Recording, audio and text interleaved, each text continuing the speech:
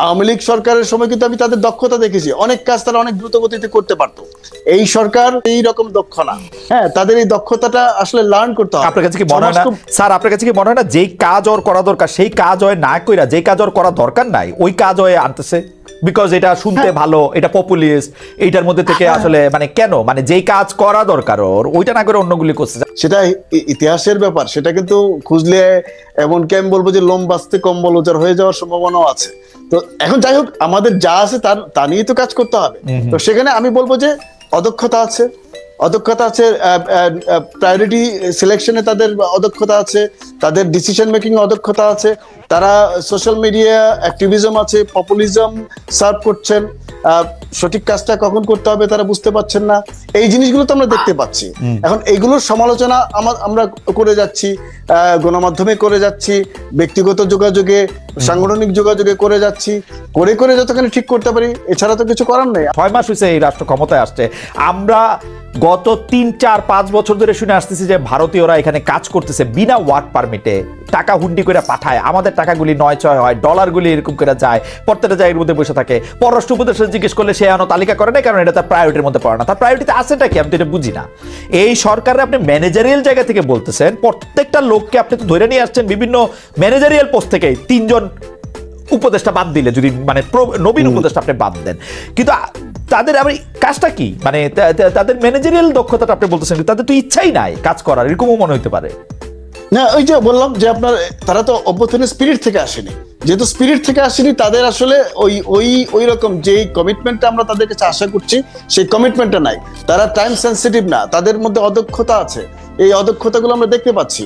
আপনি আসলে তালিকা করে যারা আহত হয়েছে তাদের কাছে টাকাও আছে, সব আছে, সেটা আপনি দিতে পারলেন না কেন সেটা আপনার কইতে হবে। সেনাবাহিনীর ক্ষেত্রে আপনি কারে ছাড়ছেন কারে ধরে রাখছেন সেটা আপনার কইতে হবে। এইটা ঠিক ম্যানেজারিয়াল ব্যাপার বলে আমার কাছে মনে হয় না। আমি এই প্রশ্নটা করতে চাই কিন্তু মানে একটু ভয়ে, কারণ ইদানিং যে কোনো প্রশ্ন করতে গেলেই ভয় লাগে। মানে আওয়ামী লীগের আমলে এত ভয় লাগে, এই আমলে ভয়টা মনে বেশি।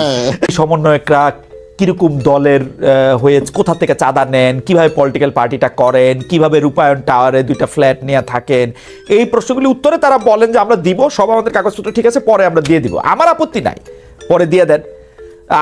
আপনার বাবা গিয়া কোথাও তদবির করতেছে কিনা আমার আপত্তি নাই, বাবারা তদবির করার জন্যই হয়। মন্ত্রীর বাবা তদবির করবে না, তদবির করবে কে? এটা আমার কাছে ভালোই মনে হয়, খারাপ লাগে না খুব একটা। কিন্তু এইটা আসলে একই ঘটনার আমরা মানে আমাদের দেজাভু হইতেছে কিনা, মানে একই ঘটনার পুনরাবৃত্তি হইছে। আপনি 3000 কোটি টাকার দুর্নীতি বা 13,000 কোটি টাকার দুর্নীতির সাথে রূপায়ণ টাওয়ারের ভাড়ার দুর্নীতি যদি দুর্নীতি হয়ে থাকে এটা মেলাবেন আপনি? আমার কাছে আমার হয় কি, আমি সিম্বল দেখি এইভাবেই শুরু হয়, আসলে শুরুটা এমনি হয় যে ইতিহাসে একটা নায়ক দুবার আসে, প্রথমবার ট্র্যাজেডি হয়ে, পরের বার কমেডি হয়ে। তাদেরকে একটা লেভেল পর্যন্ত আমাদের ট্রাস্ট করা দরকার। আমি পার্সোনালি মনে করি যে আমি ট্রাস্ট করতে চাই, ট্রাস্ট করে ঠকতে চাই। হ্যাঁ, কারণ মানে আমি আপনার সাথে এটাতে একদম একমত যে আমি ট্রাস্ট করতে চাই, ট্রাস্ট করে ঠকতে চাই। নতুন করে ট্রাস্ট করে ঠকি, এটা ভালো। সাংবাদিকদের বিরুদ্ধে হত্যা মামলা দেওয়া, এইটার জামিন না দেওয়া, ওইটা আবার সিপি যে নজরে আনা, প্রফেসর সুমন রহমান, এইটা আপনি আসলে কেমনে দেখেন? মানে এইটার জবাব আমরা কি দিব 10 বছর 8 বছর 10 মাস পরে গিয়া?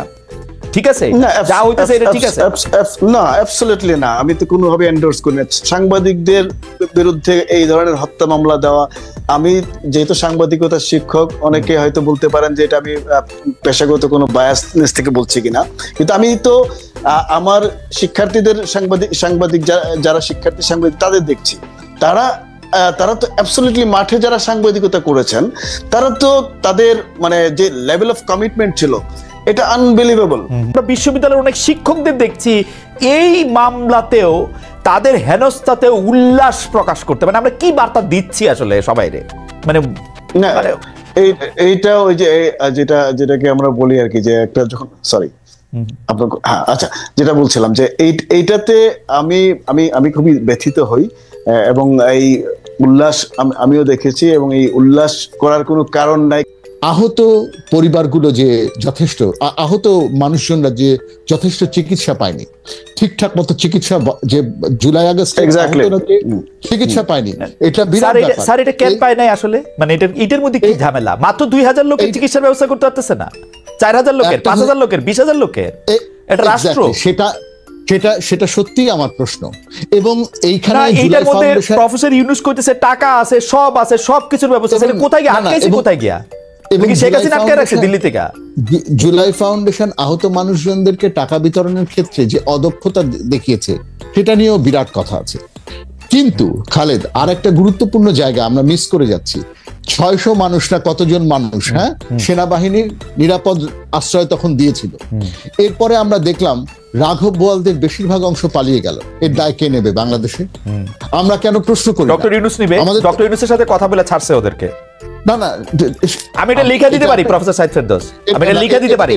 এটা ডক্টর ইউনূসের মতামত ছাড়া সেনাবাহিনী পক্ষে ছাড়া সেনাবাহিনী কি আসে যায়? না আমাকে খালেদ বলতে দেন, আমাকে বলতে দেন। নিশ্চয়ই, মানে আপনি যদি তথ্য থাকে আপনি বলবেন, যদি আন্ডারস্ট্যান্ডিং আপনার বোঝাপড়ায় ডক্টর ইউনূস, আমি তো বলবো যে সেনাবাহিনীকে আমার প্রথম জিজ্ঞেস করতে হবে। জিজ্ঞেস করেন যে সেনাবাহিনী, হ্যাঁ আপনার আমি কি করছি এখানে? আমি তো জিজ্ঞেসই করছি না, সেনাবাহিনী তো উত্তর দিচ্ছে না। মানে আমাদের জিজ্ঞেস তো ডক্টর ইউনূস কি করতে হবে? আমরা তো ডক্টর ইউনূস সিভিলিয়ান। সেনাবাহিনী আমাদেরকে, স্যার আমি বলি, সেনাবাহিনী আমাদেরকে একটা আইএসপিআর থেকে তথ্য দিছে যে আমাদের কাছে 300 জন ছিল। জি স্যার বলেন। আসেন খালেদ, আপনি আমি সবাই মিলে ডক্টর ইউনূসকে জিজ্ঞেস করি। ডক্টর জবাব দেন। রংপুরে বোম মাইরা মানুষ মারছে, এটা তো মামলা। খালেদ, না সেটা তো আছে খালেদ। এই শিক্ষকদের মধ্যে কেউ কেউ আবার এবারেও উপাচার্য বা উপ উপাচার্য পদে নিয়োগ। কত ডেঞ্জারাস লাইন আপনি বোঝেন, মানে সাংঘাতিক। যারা ওই আমলে এরকম কিছুর সাথে যুক্ত ছিলেন তাদেরও কেউ কেউ এবারে নিয়োগ পেয়েছে। আমি মানে জেনে বুঝেই বলছি। তো এগুলো তো চিন্তা করার বিষয় আমি মনে করি। হ্যাঁ, এবং অবশ্যই সরকারের ব্যাপারে আমার হাজারটা নারীর সাথে, ধরেন সবচেয়ে বড় ওয়ারি করার বিষয় তো পুলিশ বাহিনী দাঁড়াচ্ছে না। সেনাবাহিনী ঠিক মতো কাজ করতে পারছে কিনা সেগুলো, যেমন সেনাবাহিনীর আগস্টের আগের ভূমিকা এবং পরের ভূমিকা ইত্যাদি। কিন্তু এসব বিষয়গুলির ক্ষেত্রে আসলে প্রফেসর ফেরদৌস আঙ্গুল তুলেছেন, অর্থাৎ আহতদের চিকিৎসা, যারা আসলে সত্যিকার অর্থে দায়ী তাদের বিরুদ্ধে মামলা করা, এখনো প্রশাসন সহ অন্যান্য নানা জায়গায় বিগত সরকারের নানা ক্ষমতার চিহ্ন থেকে যাওয়া, সেনাবাহিনীর পক্ষ থেকে পিক এন্ড চুজ করা, 3 জনকে ধরা 37 জনকে ছেড়ে দেওয়া, বা 37 জনকে ধরা 3 জনকে ছেড়ে দেওয়া, এগুলো তো আসলে প্রশ্ন করতে হবে। মানে এখন আমরা প্রশ্ন কার কাছে গিয়ে করবো? মানে ওইটাও একটু যদি আপনি একটু বলেন। মানে প্রতিটা জায়গায় আমি প্রফেসর সাইদ ফেরদৌস যে পয়েন্ট তুলেছেন প্রত্যেকটা জায়গায় যদি আপনি একটু টাচ করেন, কারণ আমিও এই ব্যাপারগুলিতে কনসার্ন। জি, জুলাই গণ অভ্যুত্থান তো একটা বিশাল বড় ঘটনা। এই ঘটনা আমরা যদি এখন যারা ক্ষমতায় আছেন, সরকারে আছেন, তাদেরকে যদি আমরা দেখি যে দুটা দল, এক দল আসলে এই গণ অভ্যুত্থানের স্পিরিটের ভিতর দিয়ে এসছেন, আরেক দল এসছেন গণ অভ্যুত্থানের সাথে তাদের হয়তো সরাসরি সংযোগ নাই। কিন্তু আপনার এই নতুন দেশটাকে যারা আসলে নেতৃত্ব দেবেন, তাদের এই স্পিরিটটাকে কোনো না কোনো ভাবে বহন করতে হবে। যদি তিনি বহন করতে না পারেন, তিনি আসলে বুঝবেন না যে কাজটা কিভাবে করতে হবে। এবং তাহলে যারা এখন স্পিরিট নিয়ে এসছেন, তাদের মধ্যে ভুল হচ্ছে, তাদের হয়তো ম্যানেজমেন্টের অদক্ষতা দেখা যাচ্ছে, দেখবারই কথা। সেটা তো তারা তো ম্যানেজার হিসেবে দক্ষ হয়ে ওঠেননি, তারা ছাত্র, তারা আন্দোলন করেছেন। এখন একটা ভিন্ন প্রেক্ষাপটে ভিন্ন একটা রোল প্লে করতে হচ্ছে। তো এই ফাঁকে আমরা অনেকগুলো দুঃখজনক ঘটনা দেখছি। ধরা যাক, এই যে আমরা চিকিৎসার ক্ষেত্রে আমরা দেখছি যে খুব চিকিৎসা ব্যাহত হচ্ছে, দীর্ঘায়িত হচ্ছে, চিকিৎসা পাচ্ছে না। তো সেগুলো কিন্তু সদিচ্ছার অভাব আছে বলে আমার মনে হচ্ছে না। মনে হচ্ছে যে তাদের ম্যানেজারিয়াল স্কিলের অভাব আছে, কিন্তু কাজটা সঠিকভাবে যারা করতে পারতো তাদেরকে তারা সঠিক সময়ে কানেক্ট করতে পারছে না। অনেকেই বলতেছেন যে আচ্ছা, চামচামি কি ফৌজদারি অপরাধ? যেমন আমাকে বলতেছেন যে আপনিও তো এখন আওয়ামী লীগের বিরুদ্ধে অ্যাক্টিভিজম করতেছেন, ইউনূস সরকারের পক্ষে চামচামি করতেছেন, এটা আপনার বিরুদ্ধে কি ফৌজদারি অপরাধ হবে কিনা? এটা নিয়ে আমি একটু 30 সেকেন্ড শুনতে চাই প্রফেসর ফেরদৌসকে, 30 সেকেন্ড শুনতে চাই প্রফেসর রহমানকে, এবং শেষ করে দিতে চাই। প্রফেসর ফেরদৌস, চামচামি ফৌজদারি অপরাধ কিনা? না, আমি এই ধরনের কথার মধ্যে ঢোকার কোনো মানে না। আমাকে বলছে আপনার রাজনৈতিক অবস্থান, আপনার পার্সপেক্টিভ বদলাতে পারে। আপনার পার্সপেক্টিভ শুনে তার মনে হতে পারে গতকালকে খালেদ এই জায়গায় ছিল, আজকে এই জায়গায় আছে, সে কারণে এটা চামচামি। তো আমি এইসব ডেফিনেশনের মধ্যে যাই না। শুধু খালেদ, আমি এই সুযোগটাকে ব্যবহার করব। এই সরকারের একটা অদক্ষতা হচ্ছে রাজনৈতিক শক্তির সাহায্য না নিতে পারা, রাজনৈতিক শক্তির সাথে যোগাযোগ তৈরি করতে না পারা। আরেকটা বড় ব্যর্থতা হচ্ছে বহুত্ববাদী রাজনীতির কথা ছাত্র সমন্বয়করা বলছেন, কিন্তু তাদের আচরণে অনেক সময়ই বহুত্ববাদের বিরোধী অবস্থান দেখা যায়। আদিবাসীর ক্ষেত্রে, তৃতীয় লিঙ্গের ক্ষেত্রে, পাঠ্য বই পুস্তক পরিবর্তনের ক্ষেত্রে যে আন্দোলন হলো, সেখানে কিন্তু আমরা ছাত্র সমন্বয়কদের পরিষ্কার বহুত্ববাদী অবস্থানকে প্রমোট করতে দেখি নাই। এটা আমার কাছে আশঙ্কার জায়গা মনে হয়। সুমন রহমান, আপনি যদি শেষ কথা একটু বলেন। না, অ্যাবসলিউটলি আমি মনে করি যে সরকারটা বহুত্ববাদী হওয়ার কথা ছিল। সরকারটা এই একটা সুযোগ ছিল যেখানে আমরা আসলে একটা প্লুরালিস্ট সোসাইটি তৈরি করতে পারতাম, একটা খুবই রেসপন্সিভ ডেমোক্রেসি তৈরি করতে পারতাম। সেই সুযোগটা আমরা নিচ্ছি না, বরং যেটা আপনি প্রথমেই বলেছিলেন যে আসলে এখনো কথা বলতে যেন আমার আগের চেয়ে বেশি ভয় কাজ করছে।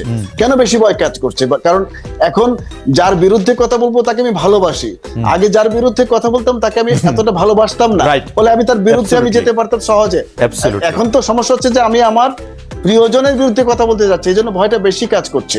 তো এই ভয়ের সুযোগটা তারা যেন না নেন, তারা যেন আমাদের এই স্নেহ বা এই শ্রদ্ধাটাকে তারা আপহোল্ড করেন এবং সেই অনুযায়ী আমাদেরকে তাদের বিরুদ্ধে দাঁড়াতে না দেন আর কি।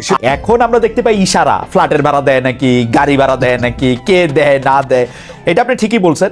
আপনাদের দুজনকে অনেক ধন্যবাদ।